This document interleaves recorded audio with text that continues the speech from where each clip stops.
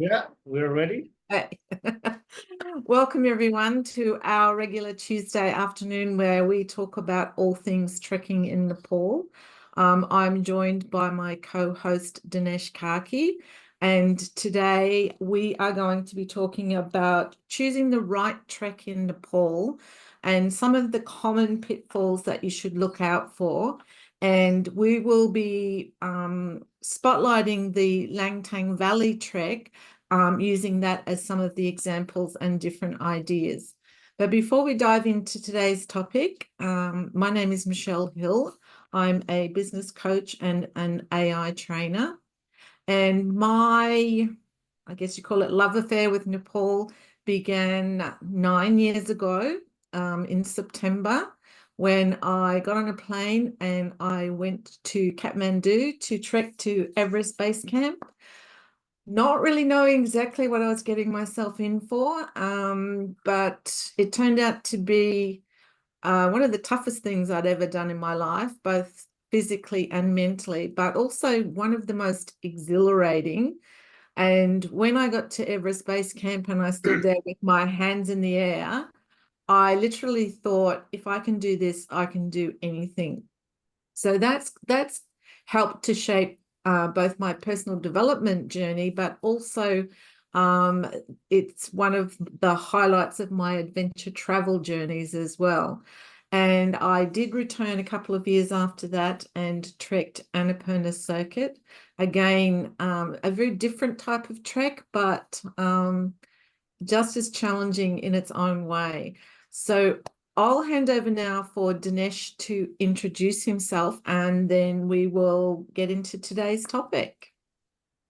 Good morning, namaste from Kathmandu. Here is about 11 o'clock in the morning.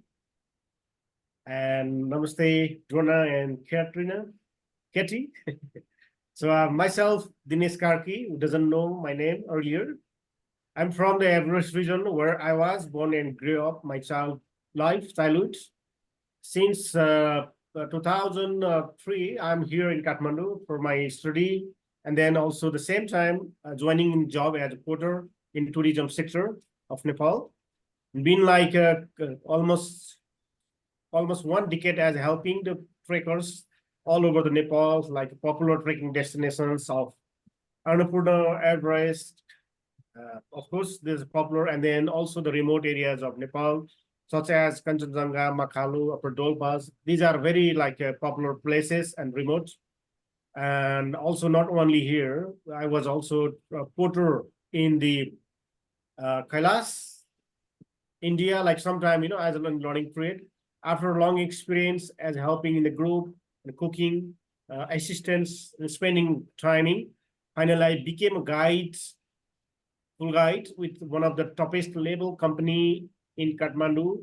So I've been guiding more than 12 years as group leader all over the Nepal, like I mentioned already name, and then Tibet, India, Bhutan. That's, like we're working as a tracking the groups in signal, like in May, autumn, and then history. And then after spending long time in the same job as doing the guiding, learning so much things after collect a lot of new experience and then fulfill with knowledge.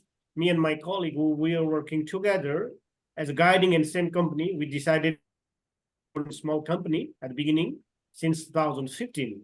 And it's been almost nearly 10 years now. We're running the same company, Nature Expert Trek, where I and Michelle met in 2015, I think. And since that date, we are working here and then serving the more than 500 people from all around the world for different services. So of course, in Nepal, like I mentioned already, named Everest, Annapurna, Kanchenjunga, Makalu, like Dolfo. At the meantime, we are very fortunate to service one of the biggest trip in Nepal, which is called GST. The GST, the meaning is Upper Great Himalayan Trail, which is not including in normal trek. So because of it is the longest trek in kilometer, it is about 2,000 kilometers. In the days, normally it is like almost 6 months, like 160 days over. But our team our like patient, our team, our stronger, like a professional experience, and our client support. He's from actually from Scotland. His name is James. Anyway, if I'm telling his name, and we did in one team, one goes with the slogan. And that means we didn't stop anywhere. Like just continue with same team to finish this trip in 130 days instead of 160 days because of we have different experience and good organized. Well, if I'm saying so, that was the one of our just memorable trip. But we did so many other trip, like in the West Tibet, so many big trips, like actually like a pilgrimage trip, and of course in India and Bhutan. Yeah, during this my journey, I have got good opportunity to see other countries, like in Europe, in the most of the west countries of Europe, like France, German, Belgium, especially South France in the Mount Montblanc. I think you guys also know that, which is one of the highest mountain in Europe. Yeah. For it. And at the meantime, I've also got chance to trekking in the Alps. I still remember the place where I was, the place called Saspe. And then we trekked to 3 days to Cermat. Cermat is just the another Mount Matterhorn, you know. Matterhorn mountain is like Pistel mountain in Nepal. So you're trekking to that mountains, and it's so beautiful, and been quite a couple of times, and also some countries in Asia. Well, spending 22 years today, I think, if I'm saying roughly, so I'm enjoying in my job and I'm loving, and I wish this all the blessings from all my friends from all over the world, including all of you now here. So that means I'm still encouraging, inspiring from everywhere. And then I feel lucky to share my some experience with you guys. So that's I want to tell you now. And we'll talk. If I need to tell more, I will. Okay. Well, thank you so much for sharing that. And I guess for you guys who are with us and anybody who's watching the replay, you can tell that Dinesh has a vast amount of experience, and probably just about anything that could happen or any question that could be asked, he's already come across. So today, as I said, it's all about choosing the right trek for you in Nepal when you're thinking about coming. And what are some of the common pitfalls that people might fall into, particularly if they are just doing their own research and looking at a website and going, oh, that looks all right for me, which is literally what I did. So, and yet I'm here to tell the tale that I did survive, but a little bit more understanding of what I was getting myself in for might have been good, because until I trekked Everest Base Camp, I'd never even done an overnight hike before. So I went from kind of, yes, I'm reasonably fit and I can walk for a long distance, to oh my God, what have I got myself in for? Anyway, so that kind of, it just leads us into, like, I wrote a few notes here, that some of the common pitfalls could include picking the wrong trek for you, packing incorrectly, not, leaving behind stuff that you need and bringing stuff that you don't really need, and underestimating the effect of altitude. So perhaps, Dinesh, you can talk through some of those points. And what I will say too is that we do have a packing guide that we can provide to people as well. So if that's of interest, just let me know. So how about we talk about picking the wrong trek? So what would be your thoughts and advice around how to figure out what is the right trek for you? Thank you. This is quite interesting trekking. That's questions from me, and then yeah, it's very important to know. Yeah, the picking the wrong trekking. It's all. Let's say first point is the season. We have to choose the trekking in Nepal in the right season, as we are the different weather, right? So when you choose the best weather, of course your trekking will be success, and then whatever you expect from home, you will fulfill, right? And then with favorable weather, and you will enjoy. So when you say best weather, what does that mean? Yeah, the spring and autumn is always best season every year. Okay, picking the right trekking trails, it is very important. Let's say you are a beginner and without training and without experience, choosing the high and adventure long trekking that might be harmful to your trek. Might be you could not completely finish because of if you are not well known about that trekking, you are not about informative about that region, and you are not mentally and physically prepared for that kind of trekking, then you will not be success on this your program. So picking the right trekking is also depend on your holiday, right? Let's say you are coming for 6 days and you are thinking for doing like a 10 days trek, and then it's not possible. That means maybe some guides, some companies will say, okay, you can do it, and then they will make like they will access your program very long days walking, and then not like manageable, and then you just try to cover that distance, and then definitely it's gonna problem, right? So always please be consider your timing and your experience, and you have to know about the well information about where you are going, and then another things before you decide it, you must talk to the professions, like the person who know about the reason, who can give you the right information about the trekking, and then who can help you as guiding in the mountains, right? Let's say you are first time in here, you don't have any experience before, you have not been in any nearest the mountain even, so choosing the like adventure trekking like Three High Passes trek, for example, or like a Kanchenjunga Base Camp trek or Makalu, definitely it is not gonna be happen because of these trekking are very remote and higher section of the trekking, because of you have to spend more time in the mountains away from the comfort zone. And then another part is the altitude, because of you will be doing a lot of up and downs, climbing, maybe without preparations, without even the normal training, this trekking can be not enjoyable for you, right? But let's say you are first time in coming in Nepal just for 2 weeks or 1.5 weeks, if you choose like a easy trekking, easy and for 5-6 days trekking, because here is a lot of opportunities to doing. Can I just interrupt on a point there? Yeah. When Dinesh says picking easy trekking, please bear in mind that that's Nepali easy, not our definition of easy. So whilst there are treks that are less strenuous, I don't think that I would even go so far as to say they're easy.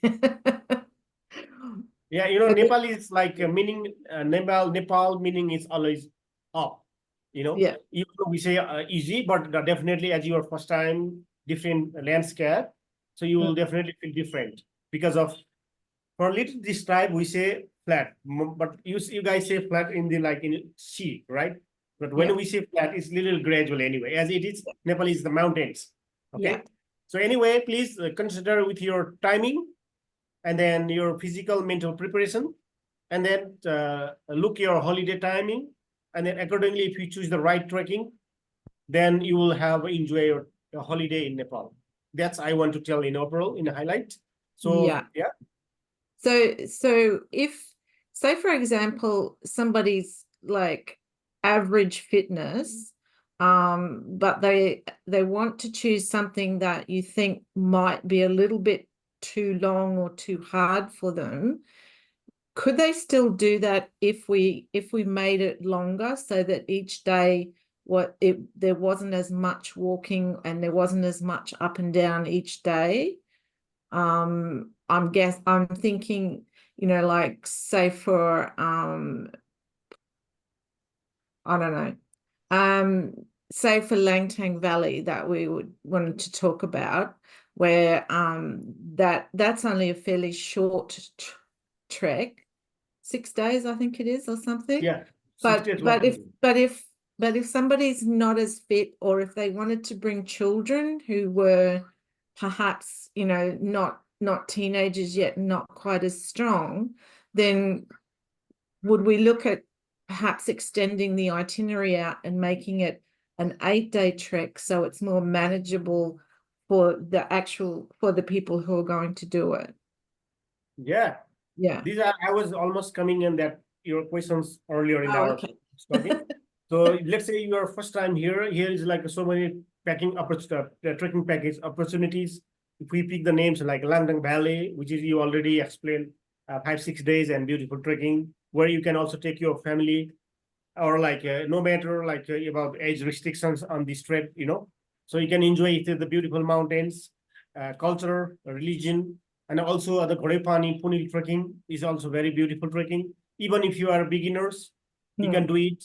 And there is so many other trekking like Mardi Himal, Higher Lakes, Annapurna View Trek, Everest View Trek. It's so many. And even like you saying, if you're a middle experienced person, but you want to do the little longer trek, as it is possible, because Yeah. of like, let's say you are first time, that means not doing trekking. Of course you can do it.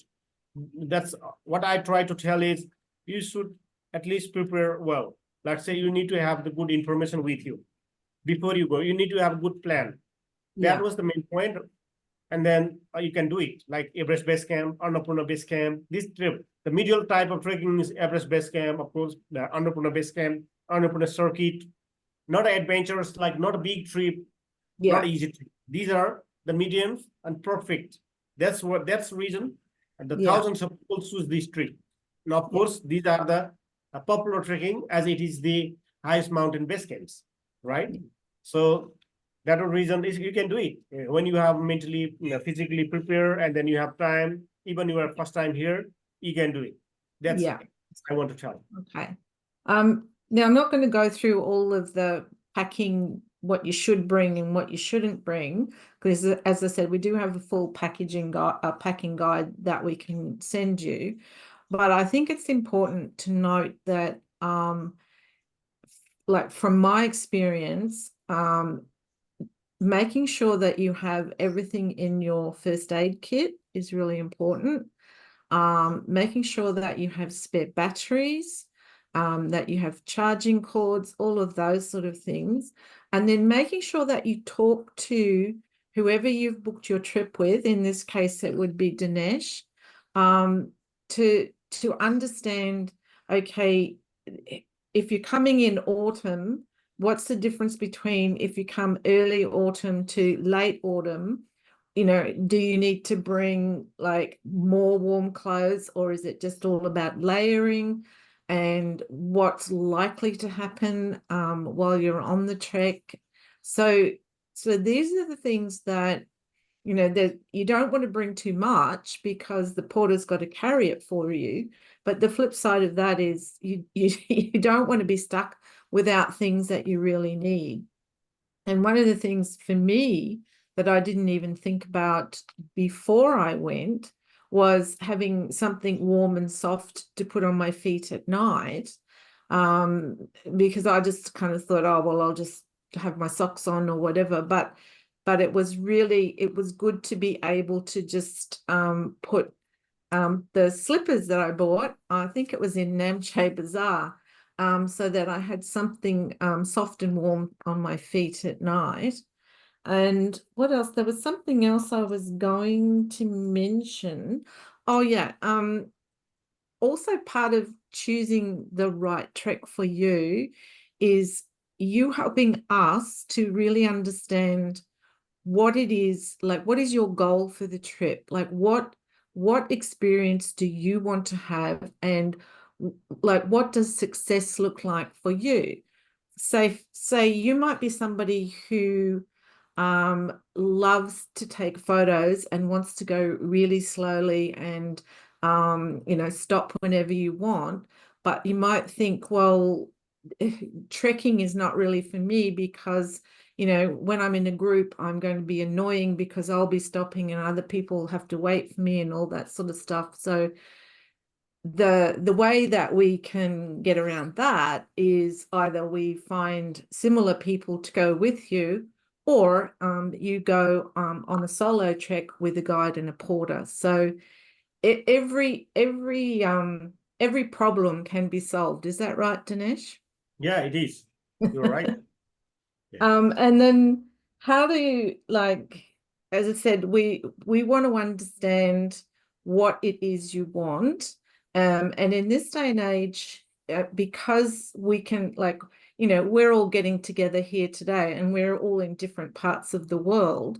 So if this is your first time coming to Nepal and you can make the time, I would really suggest spending some time, instead of like exchanging lots and lots and lots of emails. Sometimes you can, in 15 or 20 minutes, just talk things through and come up with a solution.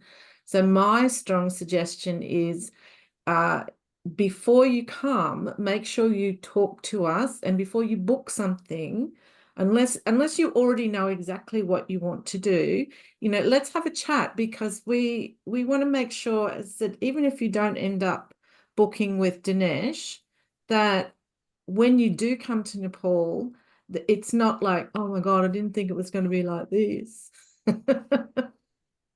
And then I've got something down here about um like what are some of the, like, the reasons why people would choose Langtang.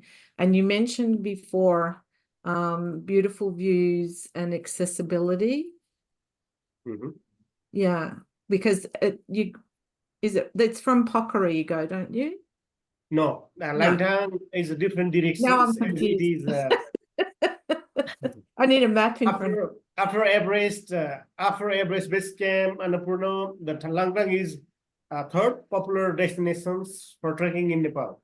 Right. And then it's totally different directions. North from Kathmandu Valley, it's Right. bordering with Tibet and covering with the Langtang National Park. And then above the national park, there's beautiful mountains, Langtang Lirung, and then Gangchenpu, Ganjala Pass, and then so many, including the Ala Peaks. And then also we have one opportunity to see the over 8,000 high mountains called Sisapangma in Tibet side. So this, Right. because this is the border of the Tibet, that our country is with the Langtang is the last part of the Nepal, with Right. which is going to be bordering with Tibet. And it is like 6 days walking, 2 days driving, because of we have to go by drive on the beginning of trekking, and then after the trek. When you are trekking through the beautiful national park of Langtang, you will have a big opportunity to encounter with the wild animals and different species of birds.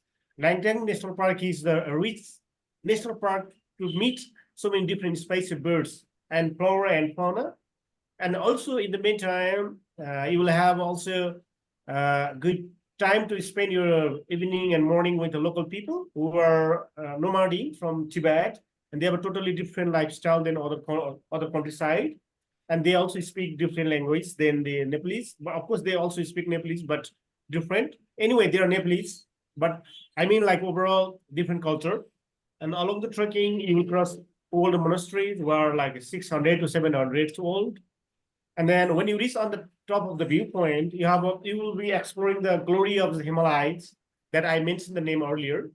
And then after spending your quite 1 week good time, you will come back down to the place where you started trekking, the same place. If you only do the Langtang Valley, but if you want to extend your trip, and then you can also do the a little further up to the Gosai Kunda Lake.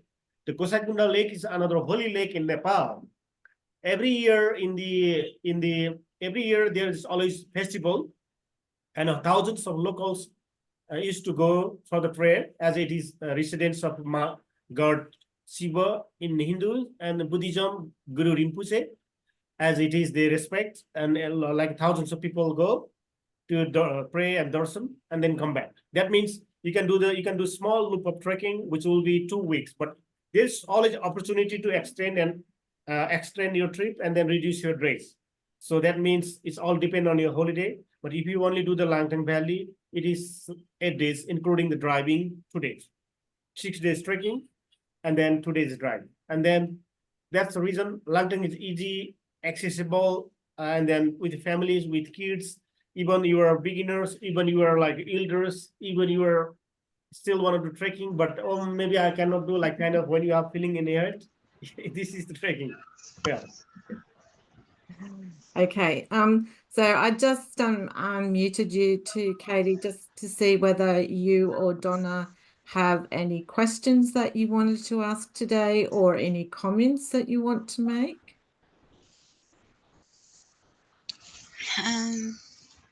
Not not really. I suppose, you know, I guess until I get a little bit closer to the time that I'm leaving, um, it's hard to imagine what the weather is going to be like in terms of temperature. Yeah. Like, I know during the day the temperatures might be a bit mild, warmer. Does that mean I can get by with wearing a t-shirt during the day? But then at night time, when it's below zero, like I was saying to Dinesh, my down jacket is kind of fitted at the waist. So when I tried to put some layers underneath it the other day, it then started to get very tight. Oh, So like, I might need to get something a bit larger when I'm in Kathmandu, just to mm, go over my own down jacket, you know, yeah. for nighttime. Uh, and I don't know, I look at the stuff I have and I'm like, well, I don't really have a lot of stuff. But then it seems to be, you know, by the time I get my shoes in and my sleeping bag that I'll buy over there, I'm like, I'm certainly going to be over the 10 kilo limit in the duffel bag. Is it 10 kilo limit?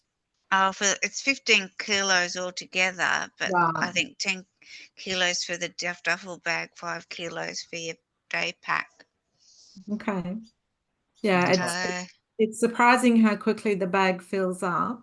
One of the things that I found useful too at nighttime, I had, and again, I think I bought it in Kathmandu or Namche. I had a yak's wool, like a pashmina throw thing. And it's throwing my hands around to show you the size, but it's probably about 1/2 meter wide and a bit like a meter and a bit long. So I could kind of wrap it around my shoulders or over my legs if my legs were cold. And I found some nights when I got in my sleeping bag, like I had that still wrapped around my shoulders so that any cold air that was coming in was kind of blocked from that as well. Because those sort of things are quite versatile because you can roll them up quite small, and even have them in your day pack if you want to, in case, you know, it starts to get cool towards the end of when you're walking or when you stop at lunchtime if it gets windy and cool. Yeah, I I mean, was at the other end. I was in September time, so it was like not the winter time. So yeah. mm, yeah, I plan to buy some. I heard that yak socks are very warm, and I wanted to buy some when I get over there to, you Yeah. know, to wear at night too, like you were saying. Yeah, I think because I bought these, I haven't got them to show you, but yeah, they're like just big knitted socks with a cotton lining in them, and they probably from yak's wool as well. Um, Mm, and yeah, they're very warm and comfortable. yeah, I think you know, understanding what trek was right to me, for me, I suppose I'd always wanted to do Everest Base Camp, but you Yeah. know, obviously, you know, Dinesh talked about being physically and mentally strong. I mean, I don't know if I can, you know, I've been training every single day. Well, you Um, did you did a 10 kilometer run just recently, didn't you? I did 14 kilometres, city 40. to surf. Oh, Yeah. she's already strong. I'm doing a 30-kilometre hike on Sunday. Wow. Um, but, you know, again, you know, we're not dealing with you know, undulating hills, up and down steps. We're not dealing with that. But That that can I just say, Katie, though, what you're doing is making sure that you have the stamina. So mm, even if it is up and down, and you take your time, you're still going to have that strength in your legs to mm, get you through the distance. mm, yeah. Trust Yeah, Yeah. I think me, I no know. worry. You are doing best. Some Still, of- you have a couple of months, so you can do it. yeah, yeah. Yeah, And yeah. look, when you get to Kathmandu, Dinesh will he can go through what you've bought, and if he thinks that there's something else that would be useful for you, you guys can organize that before you head off. Mm, Yeah, yeah, sure. yeah, Yeah. yeah, yeah. So I've got a couple of things on my list to get the next day. My flight was changed. Instead of arriving at 10 o'clock at night, I'm arriving at 8 o'clock at night instead. So I guess that's a A little bit bit better better. than 10 o'clock at night. Yeah, it's better for us also to come to Yeah. pick you up. Yeah. Yeah, yeah. But I'm a very light sleeper, so I've traveled the world. I adapt to new time zones very quickly. So That's good. I don't know what time the shops open the next day, but I'll probably be awake around 5 in the morning. Well, from my memory, it wasn't that early that the shops started opening, but they do stay open quite late at night. I do remember that. So Thamin is always Yeah. open until 10, 11 o'clock. And yeah. I then mean, is morning it? they start from 8, 7 o'clock, as it is the season time. So they will start from 7:30. Mm. So I mean, I suppose it's a bit too when buying stuff for the trek, I guess getting stuff at Namche, like a sleeping bag, would be a bit too late, wouldn't it? Because I'd need it for facting. Yes, you will. Yeah. So Yeah. So I would be you need to make sure you've got your sleeping bag before you leave Kathmandu. mm, Mm. Yes. Okay. But like we're both here, so Mm. any questions, feel free. Yeah, Denise you're just already probably welcome. think of my questions. No.